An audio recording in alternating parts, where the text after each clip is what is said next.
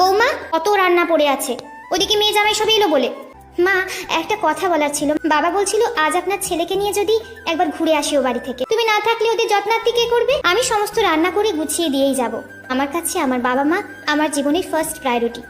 তারা তাদের অর্থ এবং শ্রম দুটোই আমার পেছনে দিয়েছে বলেই আমি এত বড় হয়েছি। এখন আমার সময় হয়েছে তাদের কিছু ফিরিয়ে দেবার।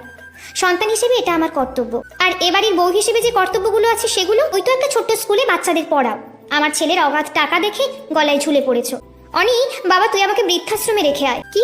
তুমি মাকে কি বলেছো রাত্রি? ক্ষমা চাও, এক্ষুনি আমার মায়ের কাছে ক্ষমা চাও। তোমার জন্য আজ আমার মায়ের চোখে জল এসেছে। আমি কোনো ভুল করিনি, তাই সরিও বলবো না। বাড়ি থেকে বেরিয়ে যাওয়ার কথা যখন উঠেছে তখন আমি বেরিয়ে যাচ্ছি। আপনি কেন যাবেন? এই বিনা মাইনের কাজের মেয়েকে যদি দরকার হয় ডেকে পাঠিও।